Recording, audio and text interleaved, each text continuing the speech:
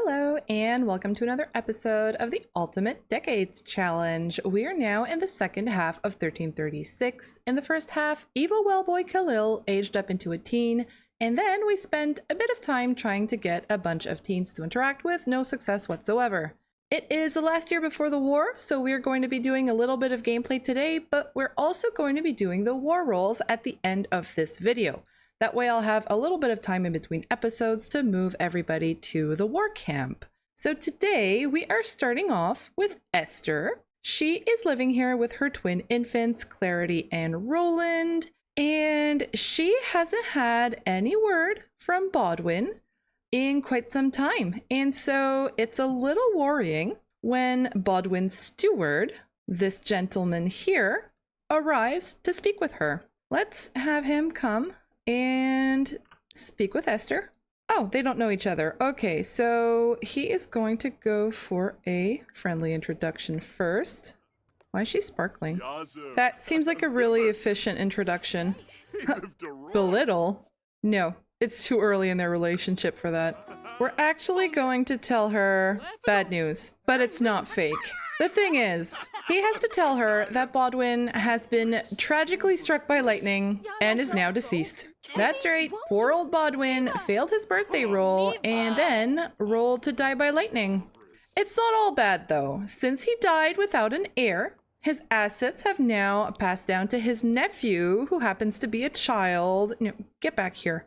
And so Baudwin's mother and his steward are currently the ones running things until the nephew comes of age. His steward is actually here to tell Esther that Baudwin's mother has heard of her and the twins, and that she wishes for them to move in with her so that she can oversee their education. And well, Esther at this point doesn't have much of a choice. Her benefactor is dead, and her only other option would be to try and see if one of her brothers would take her and the children in. And so she is going to take her children and her servants, and she is going to move to Baudwin's former residence. So here we are. This is the seat of power of, I don't know, the county of Henford, I guess. We're going to have Esther go and introduce herself to Baudwin's mother here. This is Henrika of Henford. And offer to be her mentor? No, we're going to say what's wrong, although we know that what's wrong is that her son is dead. So we're just going to have them interact a little bit. I'm feeling very sad from witnessing the death of a loved one. Yeah, that's to be expected. So she is probably going to look Esther over a little bit and figure out what she has to work with here. By the way, this is a lot that I got off the gallery. It is the Medieval Manor House by Hooked on Gaming. I felt like it was quite perfect. Henford isn't meant to be quite as big as Windenburg is. The way I see it is that we've got our lord in Windenburg, who is possibly an earl, and then Baudwin was one of his vassals, and this is where Baudwin once lived, and we've got some servants who are going to take care of the farm while Esther is going to be living here with her twins. So if you guys want to see the twins here, they are halfway through the walls. Here, we're gonna have the servants come and pick up the kids. So right here we have Clarity, who is the little girl, and we've got the boy Roland. So these two are going to be living with their grandmother from now on. And depending on how well their studies go, perhaps they are going to get a chance to actually enter society. Because I feel like Henrika is quite sad about her son's death, and her grandchildren are pretty much the only thing that she has left of her children, because she actually only had Baudwin and his sister, who is married to the lord in Henford, and she doesn't get to see her probably quite as much as she wants to. So I think this arrangement is going to suit her. It's only left to see how is Esther going to get along with her sort of mother-in-law, and she's sleeping in the servants' quarters. That's nice. All right, so there actually wasn't much that I wanted to do here. Oh man. Yeah, right. So this is the steward. His name is Edmund Fitzpatrick. I did get him off the gallery as well. He is by Who is Steve? And I gave him quite a makeover because I actually didn't have most of the CC that was used on him. So this is what he ended up looking like in my save file, and he's basically overseeing things for Baudwin. Well, he was until Baudwin passed away, and he is the bastard son of a nobleman, and Baudwin had sort of given him a chance, and he's quite good at his job, but now with his nephew who's going to be taking over, he's sort of just hoping to keep his position. So he's actually in a similar position to Esther in a way, that his benefactor is now dead and he's just trying to survive here. All right, so we're going to leave these guys here and we are going to go and look in on what's going on at the jail. All right, so we're here with everybody's favorite side household. We are at the jail and we have a... Oh, she's in labor. Okay, I was just going to say, Elisaria here is pregnant, but she's actually in labor. Let's go and discover if this is a boy or a girl. How exciting. All right, let's send her to have that baby. I'm sure the mom is going to come over to see what's going on. Alexander can't wait to know if he finally has a boy. And go, Elisaria. We're going to have a big drum roll for you. Come on, Elisaria. Alexander panicking in the background. You better be panicking. And it's a girl! Okay.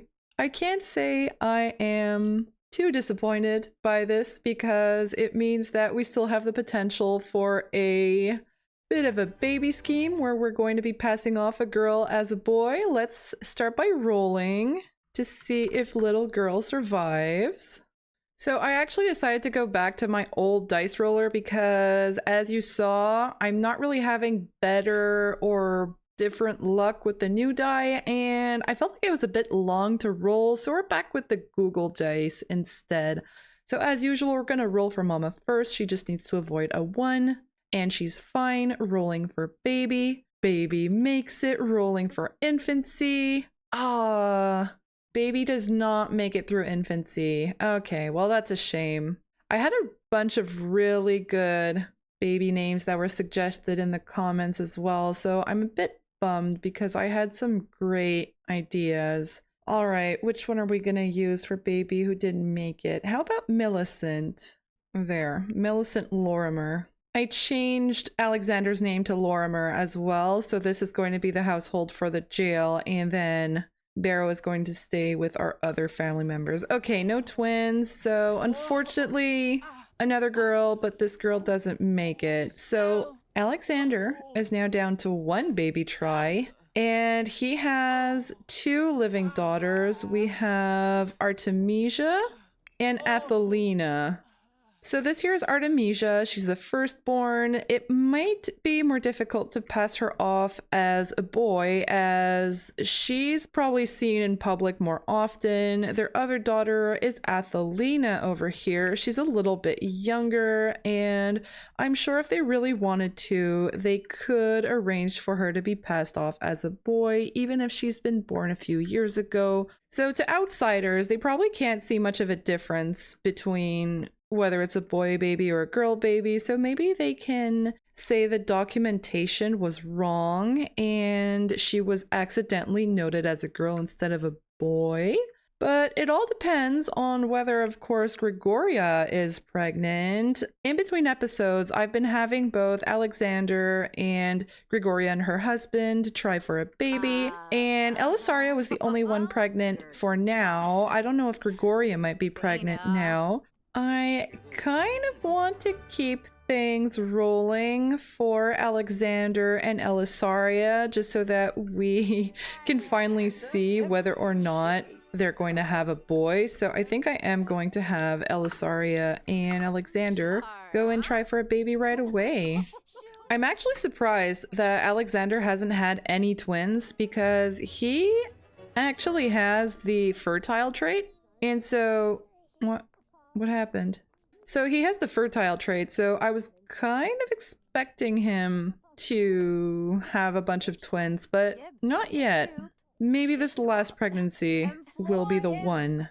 I haven't freed any of our prisoners yet, although you could be mistaken in thinking that they are free since they're chilling outside the prison here. Let's get them back inside. I haven't freed them yet because I figured with the war coming, what we could do is whoever rolls to go to war, when they come back, they could be freed.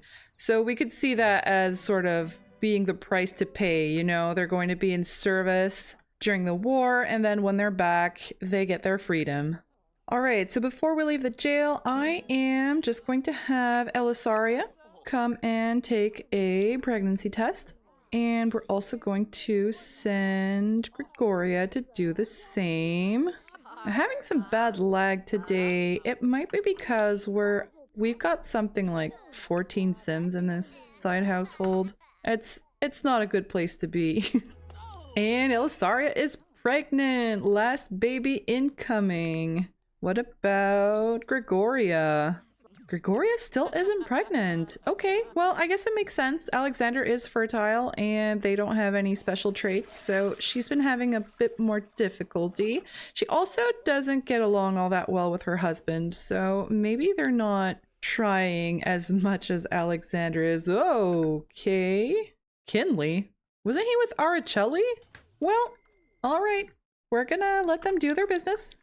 And we're actually going to head on over to our main household to finish the day before going to do the... Wait a second. What are you doing? Oh, I forgot to put streamer mode back in. She went and joined them. She went and joined the two prisoners who were busy. So that's something. I'm gonna be blurring that, but the funny thing is that Beatrice is still completely dressed. You know, I meant her to be sort of conservative and, well, it fits. She, even when they're busy, she keeps all of her clothes on. All right, and Santos here. Santos, who is now betrothed to Serafina, isn't he? Yeah, he's now engaged, so he's also going to be getting married. I'm kind of tempted to have him move out because we have so many Sims here. If she moves into here and she starts having babies as well, it's gonna be a bit of a mess. But at the same time, the chaos is kind of funny, so I don't know. We'll see. She might just move in with them. But first, we are going to have the war to settle. So we're gonna go ahead and move on to our main household. What? I just loaded in and this is what I've got. Adrianna gave birth to a baby boy. Oh, so she got pregnant from that woohoo with Harlan when they got engaged. Oh, okay, wait. Before I get too excited, we're gonna have to roll. So let's bring the dice roller back. And rolling for Adrianna. Oh, that's bad. Oh no. Oh no, not Adrianna. Oh no. Hang on, does the baby make it? The baby makes it. Does he survive infancy? He does survive infancy. Oh my gosh. Oh, Adrianna, no. We might actually skip seeing the main household today, and we're gonna go straight to Tartosa to go and plead for Adrianna because this is... Oh my gosh. Oh man, now I regret letting them have that woohoo. You know what? I've been waiting a long time to call someone Piers, and he's the one. It's going to be Piers Barrow. And sorry, main fam, we have other business to attend to. Okay, so here we are with Adrianna. Oh, here's a new little baby. Adrianna, come and cuddle him. I can't. I don't wanna. I can't kill Adrianna. How come my favorites always die in childbirth? Oh, man. Hey, wait, you're here too early. Oh, he's here for the goat. Okay, goodbye, little goat. Don't leave, Grim. We've got business with you. Oh, Adrianna. Look at her. Everything was going so well. She became soulmates with Harlan. They just got married. I did get them married off screen. And now this. Oh, man. Okay, yeah, kiss his forehead. We're gonna put the baby down. We're going to bring Adrianna over here, and we are going to have to plead. And Justin is currently feeling confident, so hopefully he's going to be able to... Why are you crying? Do you know what's... Oh, she's sad over the goat. Yeah, yeah, well, we've got bigger reasons. Yeah. We've got bigger reasons to be sad. She's very confident herself. If only she could plead for herself. Okay, it's time. Oh, Adrianna, how I've loved you. You were such a fun sim. We're losing some really great sims in this decade. And we're gonna go with overexertion. Feel like it fits with labor. And there she goes. Adrianna.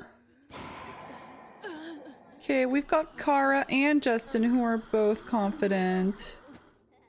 Oh, Adrianna. Okay, Death is here already. Let's bring Justin. And the cat doing his business. Yeah. Harlan is stoic. Maybe he's the one I should be sending to... No, don't sniffle cry. Do not sniffle cry. Stop it. Okay, okay. So... Oh, Kara is no longer confident. So... Harlan is stoic, or Justin is confident. I think we're gonna demand. We're gonna send Justin to do it. Do they have a good relationship? Does that affect anything? I don't know. I'm just sending a kid. No! No! Grim, no! Not Adrianna. Oh. Once again, one of my favorite female sims. Pleading falls on deaf ears, and she dies from childbirth. Oh, man. I wish rebirth was an option. Oh, man. Okay, we're gonna give Harlan the tombstone, I guess. What happened to her inventory? I wonder if she had any tombstones. She did not. Just lots of feathers. Oh no, what is Harlan gonna do now? Jeez, I don't know. With the war that's coming, I don't know what's gonna happen now. What if he wants to go to war? I mean, like, maybe he's super devastated about Adrianna. I mean, look at his face. He is devastated. Even if he's stoic. Oh, look at this. Overwhelmed from emotional breakdown. Harlan isn't used to feeling devastating emotions like this. Losing his spouse, losing his true love. Yeah, I think Harlan is, he's not taking it well. And he might actually decide to volunteer for the war just because he can't take the pain, and he's going to try and get his mind off things, but he probably doesn't want to leave Adrianna's children here, so he might actually try to ship them all off back to Windenburg. Maybe he wants Adrianna's family to care for the kids, so he might actually put Kara in charge of returning to Windenburg with all of the children, you know? And Andrea is on a ship, so maybe next time the ship stops here, then it's okay, Grim. I know you're still here. Leave me alone. Oh, you're taking the goose. Everything's falling apart here. Maybe the next time that Andrea's ship docks in Tartosa, they are going to board and try and make it back to Windenburg. I don't know. We also have to roll for those guys to see if they go to war. So, man, what a bummer. I wasn't expecting this. How disappointing. All right, well, that's it for Adrianna's ranch. I think I'm actually going to leave these guys here and go to our main household now. All right, so we are here with our main household, and I'm depressed, guys. I can't believe Adrianna, and she's the first of Gen 2 to pass away. Well, who isn't a spouse, obviously.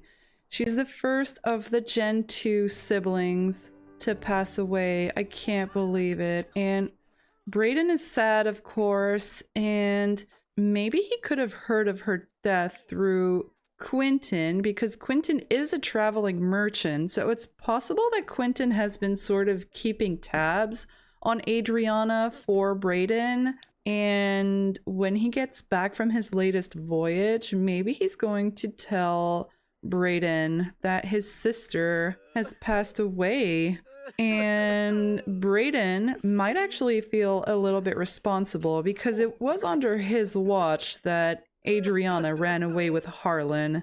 And so, oh man, poor Brayden. And you know, there has been a lot of discussion in the comments about who Romarin should marry, and one idea that I was starting to consider was having Romarin run away with Therese if his parents don't agree with him marrying her. But this latest news from Adrianna might sort of turn him off from the idea of running away. And what is it with these two giving each other hugs? And, yeah, that's smart. Romarin. I feel like Romarin got used to Khalil's teasing and has sort of learned to enjoy it. Like, he knows that this is how his brother communicates, and he's just accepted it. Man, poor Romarin. These two. It's almost as though Khalil is trying to cheer him up in his own way, you know? The only way he knows. Mischief. Okay, so we're nearing the end of the day, and I think I'm going to get the brothers to yell at. Okay, things are turning bad for them. Does Khalil register at all? Yeah. Okay, so he registers the loss, but he's kind of happy to see that everybody else is miserable. Okay, so I think Romarin might decide to go and drown his sorrows, so we might as well take him out. Sims looking for love are in the right place. It's singles night. Great. Okay, so we've just loaded in. This is the tavern. I brought Therese with us.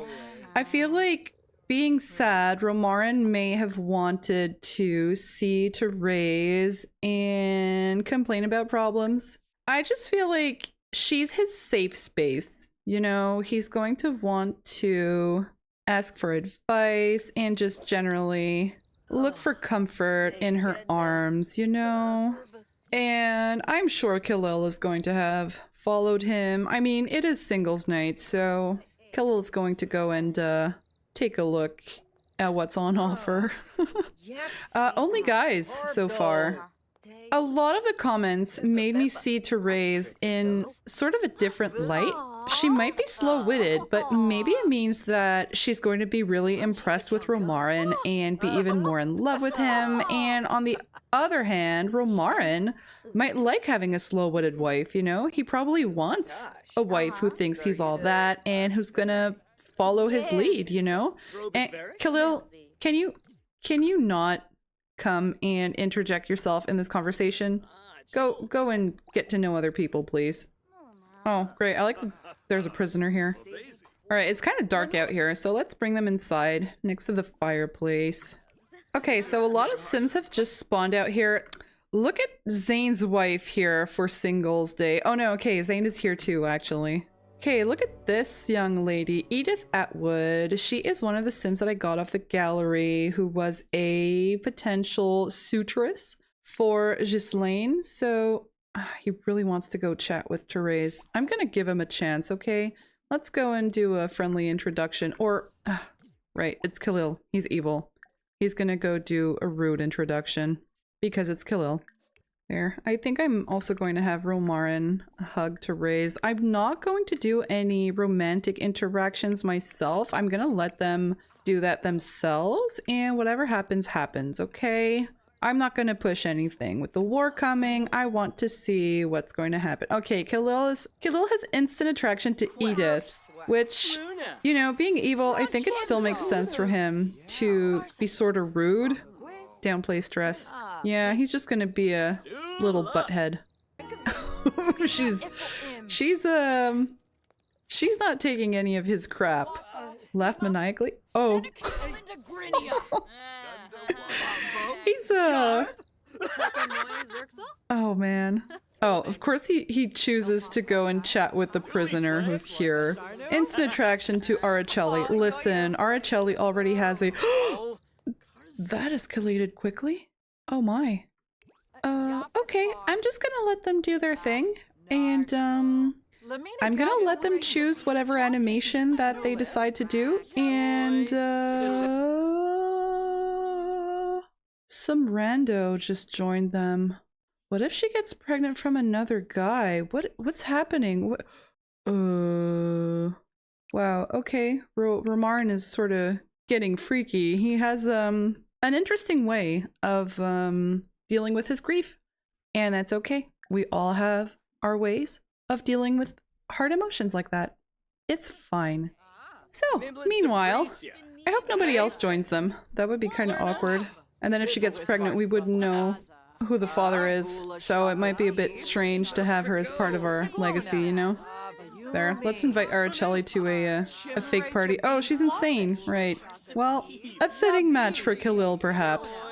Okay, so this here, Jeanette. Let's do a rude introduction. He's just going to rudely introduce himself to everyone. Level 8 of the mischief skill. Yeah, that's good for him. Oh, we've got a young lady here. Scoff at discomfort. Yes, he will. She's still got a good impression of him, which is interesting. Mock outfit. Let's go. Invite to fake party. We're just gonna mischief the heck out of things. Summon urban myth? I feel like it's the sort of thing I shouldn't do, but I will. Okay, she's kind of amusing. I don't know if she's married though. Wait, what happened to the urban myth? Wait, I wanted the urban myth thing. Come on. Where you guys going? Okay, that kind of urban myth. Okay. Okay, he's not interested in this old guy who just started talking to him. And still with false confidence. I don't know if, is that mischief or not. Khalil's focus on social skills is coalescing into a mastery perk. Pigeonholed. If Khalil continues, he will build social skills much faster, but will have a harder time with other skills. I don't feel like social skills are really his thing, so I'm gonna say no. And okay, so Romarin is done, and Therese, okay, well they've gone to sleep upstairs. So I don't know. I don't think they use an animation that could result in pregnancy. So Romarin had a bit of exploration and oh, okay. I thought there was something illegal happening over here. Wait, is she? What's happening? Oh, yep. Okay. And I thought Khalil was going to walk in on them. Alright, well, before anything else happens, it is 2 AM, so we're gonna head on home. And I'm actually going to leave the gameplay segment here, and we're gonna head on to the map view so that we can do the war rules. Alright, so here we are on the map view, and the rules that I'm going to be using for the 100 Years of War is the alternate 100 Years War Draft rules by Plumbobs and the Past. So if you guys haven't watched her series, Plumbobs and the Past is also doing a UDC challenge on YouTube, and she has her own amended rules that are available as well. So I will be linking her rules down below. We're going to be starting off with the side households. So we're going to start off in Tartosa. For regular Sims, we're going to roll a d10, and the number 3 means they get sent off to war. And I will be rolling for women and men just to keep things a little more interesting. So I'm not going to show townie households on camera. I'm only going to roll for active households, and I will be rolling for NPCs who are within our active households. So we're going to start off with our brothel ladies here. All right, so we're going to start off with the Madame. Okay, this is starting off well. She gets sent. We could say that as a madame, she is going to be overseeing the work of her roses over at the war camp. Rolling for Dara, one of the brothel girls. She's not going. Angelique is not going. Our Lucia is not going. Okay, so only the madame will be going, so we might actually have to find some new roses to send off to the war camp. And next, the Graves household, where of course we have Harlan. Harlan is not going. And what about Kara, his daughter? She's also not going. All right. We're going to head on over to Oasis Springs just to roll for Endrio's wife, Eudalina. She is not going. And we've got Endrio and his Viking wife here. I was supposed to have sent Endrio back to his ship, but I guess I didn't. So we might as well roll for him here. So we're going to start with his wife, Freya. She's not going. And is Endrio going? He is not going. Okay, so this is kind of surprising because I did a test roll first. And in my test roll, everybody was going. Okay, so we're gonna do Henford on Bagley next. So looking at the old Barrow home, so that is where we've got Kaylin and Rosemary. So we're gonna roll for Rosemary first. Rosemary is not going. Her husband Hubert is technically a soldier, so I think he is going to go no matter what. And then skipping over to Kaylin. Kaylin is not going. Nicolette Townsend, that is Stephanie's daughter, who is there to help with the kids. She is not going. Okay. Next up is the Pasquier household. So that is Noah's household. So the innkeeper. Oh, right. So hang on. The alternate war draft rules have different rules for tradespeople. So tradespeople are more desirable because of their skills. And so they actually need to avoid a 3, 8, and 10. I am going to apply this to our innkeepers because they are good cooks, and that is something that they might be needing at the war camp. So rolling for Cataline first. She goes. Rolling for her husband, Nivard. He doesn't go. Rolling for our Noah. Noah does not go. Rolling for his wife, Daisy. Daisy does not go. Rolling for their daughter, Hannah from Gen 3. Hannah is going. What about Christopher? Christopher is not going. Next up are the Atwoods, starting with Gabriella. Gabriella's not going. Her husband, Corey. Corey is not going. I'm not going to consider them as tradespeople. They really are just peasants. Over at the Delorme household. So this is where Frederick Jr. is with Therese. So rolling for his wife, Adelaide. They are also serfs, so they just need to avoid a 3. Frederick is not going. Adelaide's son, Richard, is not going. And Therese, Romarin's... Oh, Romarin's soulmate is going. That's interesting. Okay, I wasn't expecting that from her. Over at the Verveers household, as a nobleman, it's Ghislaine's job to go to war, so for sure he will be going. We are going to roll for the other people in his household, though, so we're going to start by rolling for Alfred. Alfred is not going. Gamal. Gamal is not going. His wife, Anne, is not going. And Serafina. Serafina is going. Okay, that's another interesting choice. I could have seen his wife Anne going to try and protect him since she is a spellcaster, but I believe she's currently pregnant, so it makes sense that she wouldn't take that trip just now. And our other side household who is here is, of course, Esther. So they are also nobles, so it seems like Edmund is probably going to go no matter what, but I will roll for the others. I don't know why they would go, but I'm gonna roll and we'll see how we can fit that in. Henrika is not going. Ordfrith, the servant, is not going. Will Esther go? Esther is going. Okay. I'm not really sure why. Perhaps the Lord and Lady are going to go and they're going to request Esther to come as a sort of companion for the lady. That could be it. So let's roll for her servant, Alessia. She's not going. Her other servant, Mila, is not going. Okay, so only Esther is going to go with the steward. We are now in Windenburg, and in Windenburg, we're going to start off with the Revere's household that is here. So Auguste is going to go to war for sure, but let's roll to see if his wife goes with him, and she does not. Next side household is Allison and Jamari, rolling for Allison first. She's not going. How about Jamari? Jamari is not going. So far, we have all women except Hubert. So that's interesting. Over here, we are going to take a look at Zane's family. Zane is going to go because he is a soldier. Osric is going to stay behind because we do need to keep a small militia here. So we're going to roll for the servant. Is she going to go? No. Is Zane's wife going to accompany him? And she will not. Our next side household is the largest side household of all.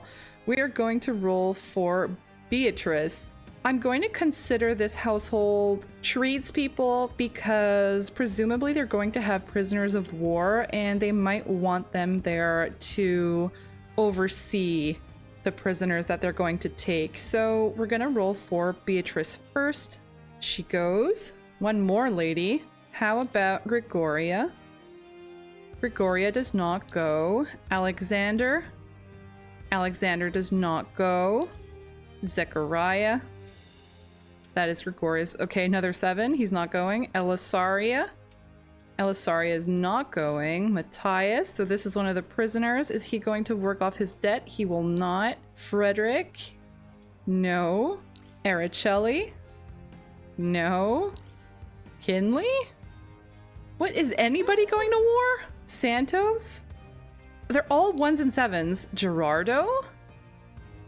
Is something wrong? Something is wrong with this die. Moving on to the Townsends. So they are also tradespeople, so they need to avoid a 3, an 8, and a 10. William is going. Okay, we have another man. And then how about Stephanie? Stephanie is not going. Will Tara go? Tara is going with William.